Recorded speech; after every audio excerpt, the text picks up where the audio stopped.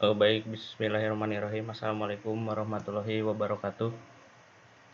Saya di sini akan mempresentasikan hasil dari tugas besar yang telah dikerjakan.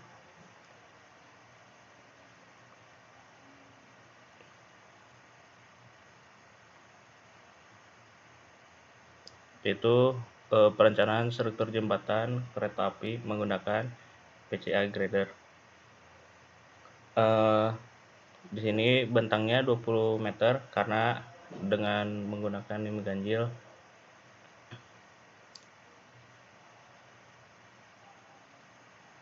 Dari bentang 20 meter ini digunakanlah PCI H yang 125 cm menurut katalog Wika. Didapatkan tingginya 25 cm dan yang lainnya.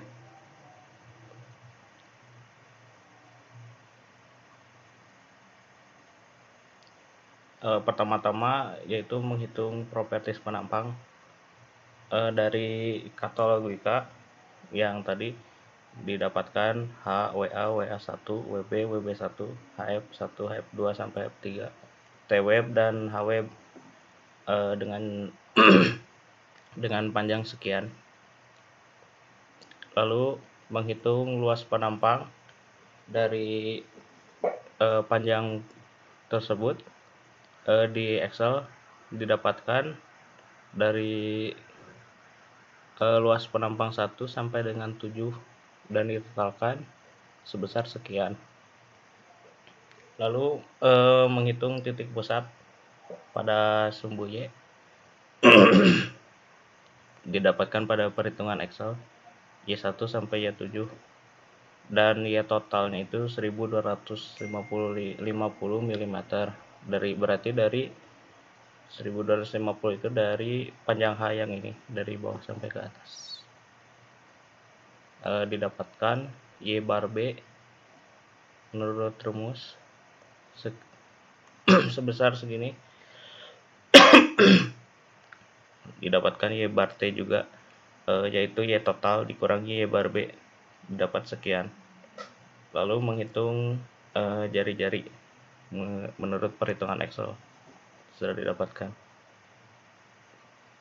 Setelah mendapatkan nilai jari-jari, kita bisa menghitung inersia dari setiap penampang 1 sampai 7 lalu ditotalkan dan didapatkan sebesar 5,49 sekian. Momen inersia sudah sesuai dengan katalog Wika seperti yang ada di atas. Nah, seperti ini. Areanya total luasnya sekian, inersianya sekian, sudah sesuai dengan perhitungan Excel. Setelah itu kita menghitung modulus penampang, yaitu nilai ZT, yaitu inersia dibagi Y bar T.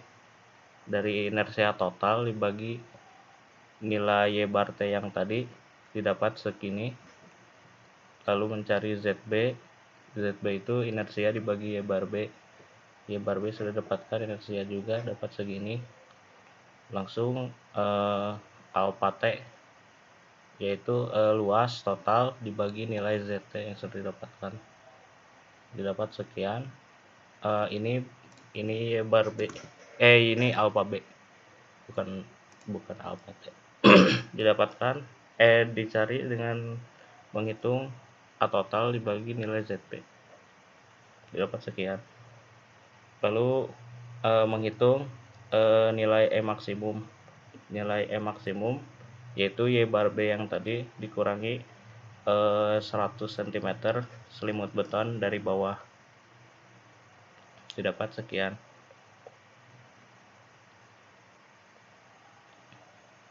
Lalu kita mencari pembebanan akibat kereta api. Untuk beban mati sendiri yaitu berat sendiri adalah luas penampang dikali gamma C. Luas penampang yang tadi sudah diketahui dikali gamma C itu 2,5 kali 10 pangkat min 6. Lalu didapatkan nilai segini. Lalu didapat mencari QBS 7/91 dibagi 4 sama dengan 1,97 kN. Lalu beban SDL yaitu beban rel, beban bantalan, beban balas. Ini sudah dihitung di Excel hasil nilai Q-nya. Sebelumnya ini beban ini sebelum beban-beban ini, sebelum perhitungan dari asumsi di Google, beban menurut PC60 2012 PM60 2012 sudah sesuai. Dijumlahkan semua nilai Q-nya, didapatkan Q total sebesar 53,19 kN. Lalu Q dead load-nya adalah Q SDL yang tadi ditambah Q berat sendiri, didapatkan 55,170 kN. Lalu dicari MO dengan rumus 1/8 Q dead load dikali L pangkat 2. L nya sendiri bentang 20, hitung didapatkan nilai segini. Lalu perhitungan beban hidup, beban hidupnya itu pada lokomotif, berat pada lokomotif itu sendiri didapatkan 8,4 ton per meter, dikonversi ke kilonewton didapat segini. Untuk Q totalnya sendiri, Q live load ditambah Q dead load yang tadi didapat senilai segini. Untuk M totalnya menggunakan rumus 1/8 Q total dikali L pangkat 2 didapat segini hasilnya. Lalu menghitung keperluan gaya prategang dengan asumsi pada loss-nya. Pertama-tama menghitung batas tegangan FC aksen 40 MPa, yaitu sesuai katalog Wika yang ini 40 FC aksen. Lalu FCI aksen yaitu 0,8 dikali 40 MPa atau FC aksen sama dengan 32 MPa. Lalu batas tegangan kondisi inisialnya FTI, dicari FTI 0,5 dikali akar FCI aksen didapat 2,828 MPa. Untuk FCI min 0,6 kali FCI aksen didapat min 19,2 MPa.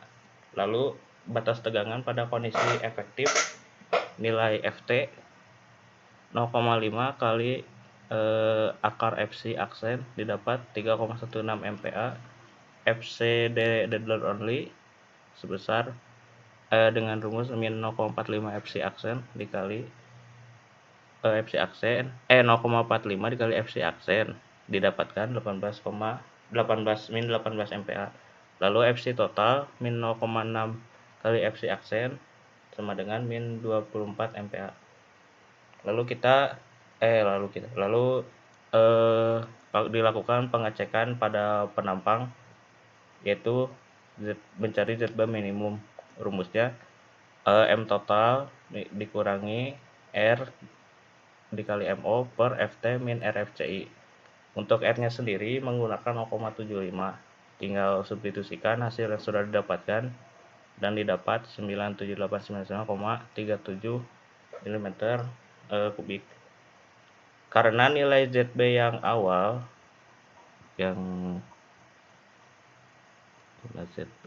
nilai ZB yang ini lebih besar daripada ZB minimum yang tadi.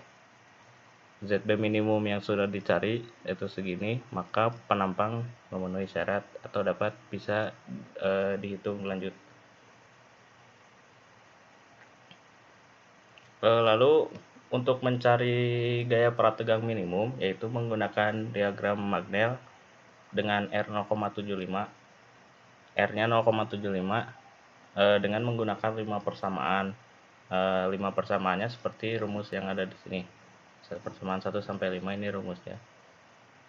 Untuk dari 5 persamaan tersebut, pada nilai E-nya atau eksentrisitas itu menggunakan iterasi atau perhitungan ulang dari min 2000 sampai 3000 mm pada perhitungannya.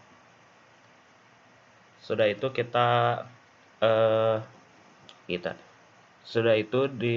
menggunakan perhitungan Excel dari rumus yang tadi persamaan 1 sampai dengan 5, si nilai E-nya itu berulang dari min 2000 sampai ke 3000. Sudah itu diplotkan menjadi diagram. Lalu kita cari yang paling atas pada pertemuan dari 5 persamaan tersebut si garisnya. Didapat pada persamaan 1 di sini dan nilai E-nya sebesar 478,245 mm. Dikarenakan persamaan 1 yang didapat, berarti kita menggunakan persamaan 1 dan si nilai E-nya menggunakan E maksimum yang sudah diplotkan tersebut. Nah, sudah didapatkan, dihitung sebesar 1,130 kali 10 pangkat min 6.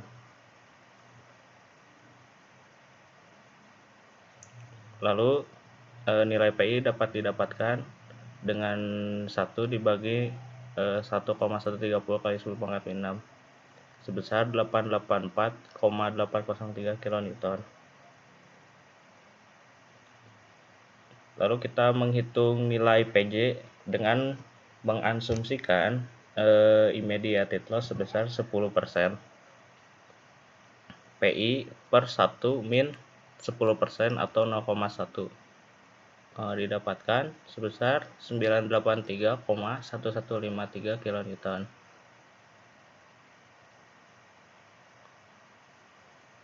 Pada gaya pertegangan tersebut ada 3 persyaratan yang harus dipenuhi dengan FPU sebesar sekian, FPY sebesar sekian, dan nilai D 12,7. Ini menurut materi yang sudah ada dari YouTube. Lalu kita hitung nilai AP 1 sampai 3. Rumusnya PI per 0,7 kali FPU. Lalu PI dibagi 0,94 kali FPY.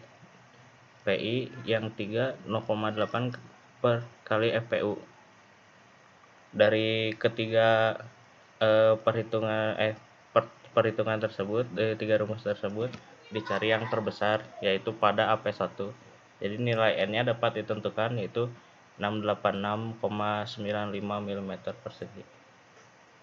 Lalu penentuan jumlah tendon, nilai D sebesar 12,7 mm dengan jenis tendon 4 wire strand. Lalu mencari luas tendon yaitu pi per 4 dikali D kuadrat dikali 4 wire stand, didapat sekian. Untuk jumlah tendonnya sendiri kita coba menggunakan 3 tendon, yaitu 3 dikali luas tendon tadi dan didapatkan 1520,122.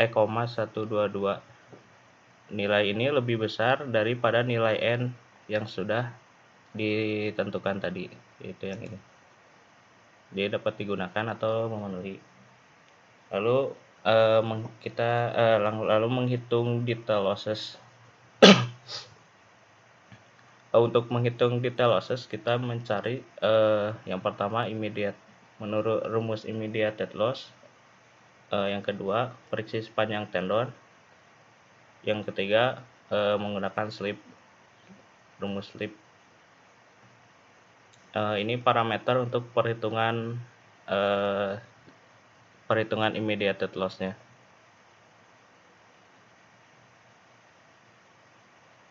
Yang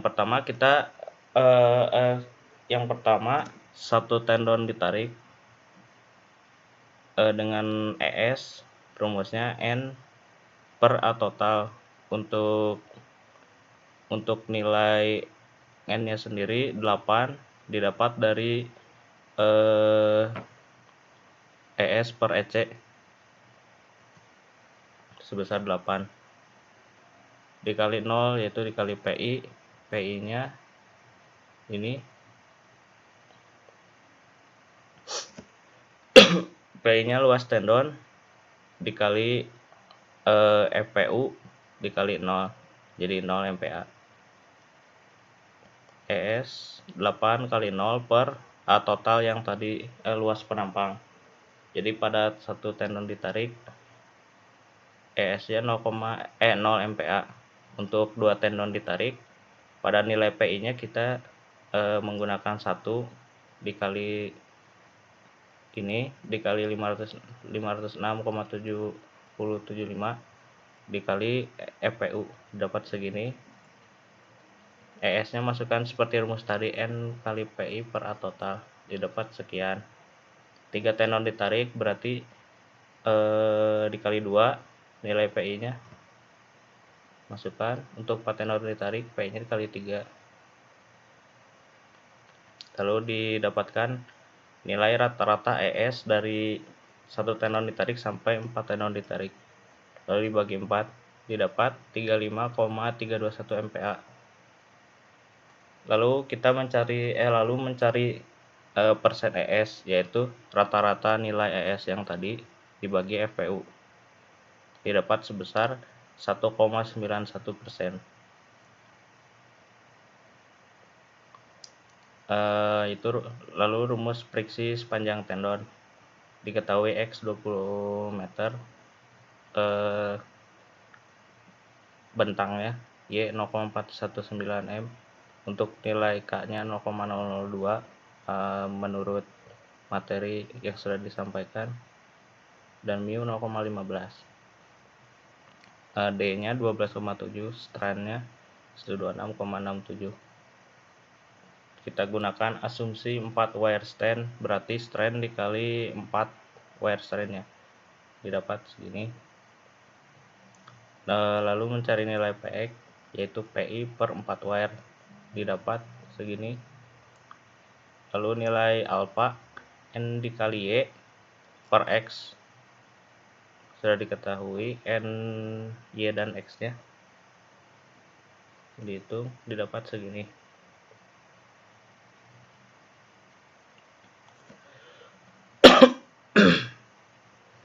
Setelah itu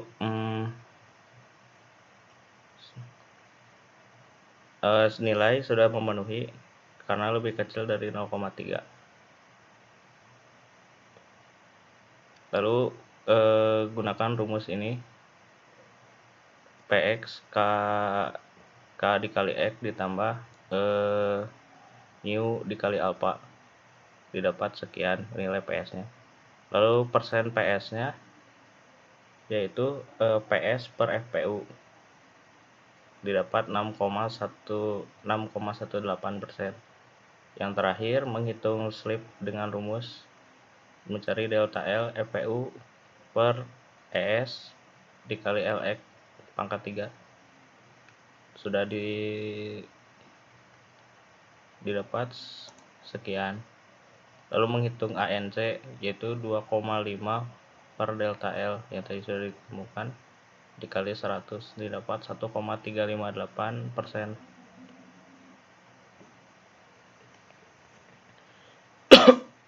Lalu kita totalkan persen losses-nya, yaitu persen ES, persen PS ditambah ANC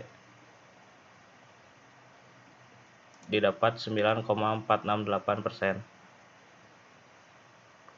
Lalu menghitung gaya prategan dengan losses yang baru.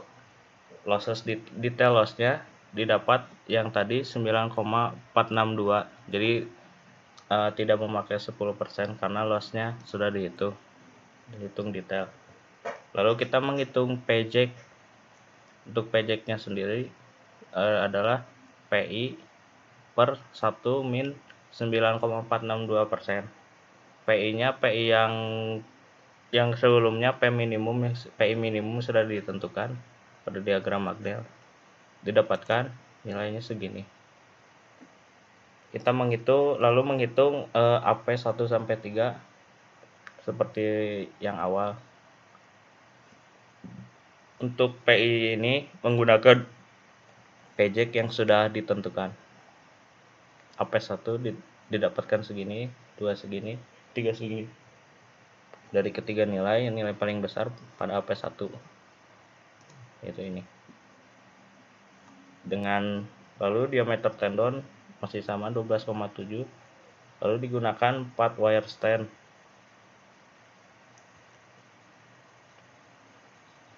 Kita mencoba untuk kebutuhan agar dapat memenuhi kebutuhan luas penampang total, kita mencoba 2 sampai 4 tendon. Untuk 2 tendon tinggal 2 dikali 506,707 dapat sekian. Nilai ini lebih besar dari nilai terbesar yang ini, berarti dapat digunakan. Ini juga memenuhi, tapi agar bagus, jadi menggunakan 4 tendon bisa. Setelah itu menghitung momen nominal balok. Diketahui A totalnya segini.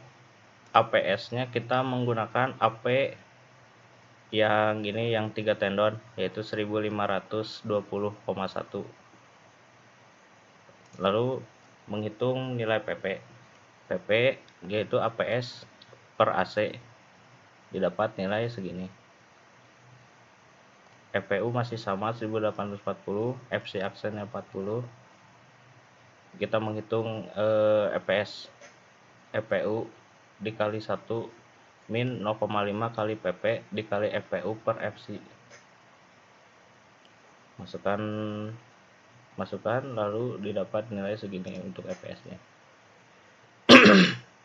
Lalu kontrol indeks tegangan gamma P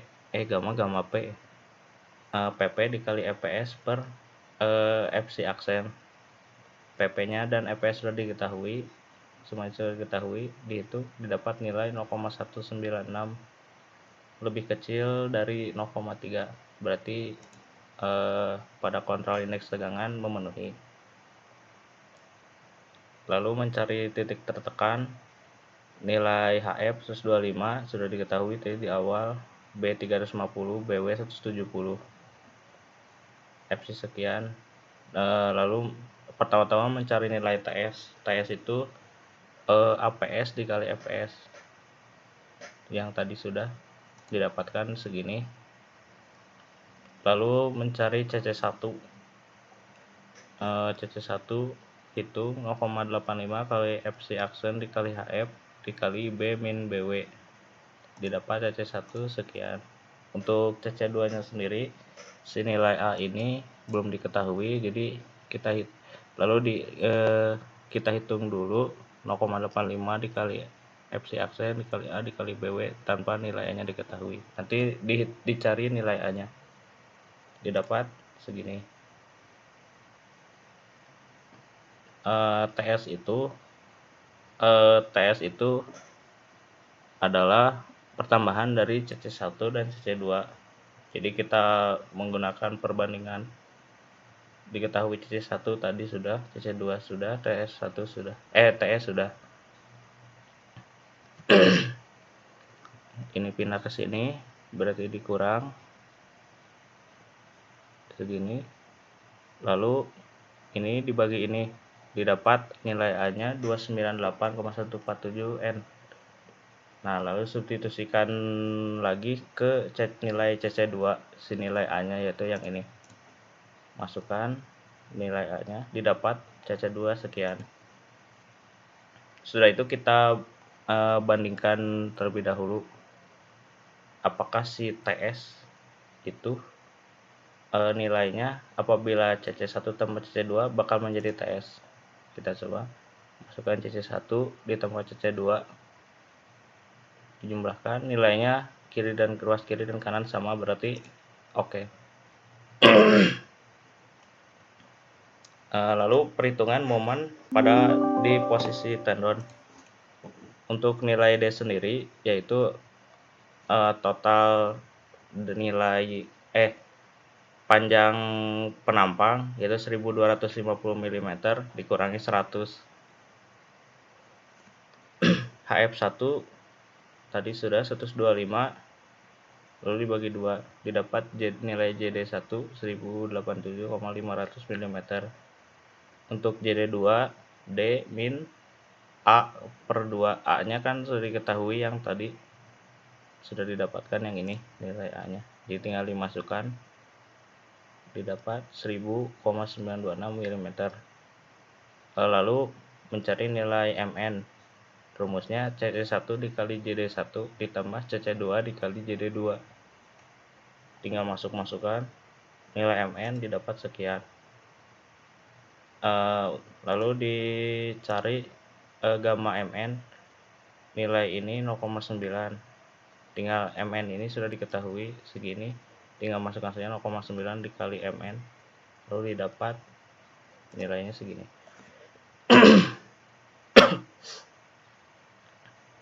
Sekian dari saya. Sekian presentasi dari saya. Mohon maaf apabila banyak kesalahan kata, pengucapan, dan mungkin dari tugas ini masih banyak yang harus dipelajari lagi. Sekian dari saya. Wassalamualaikum warahmatullahi wabarakatuh.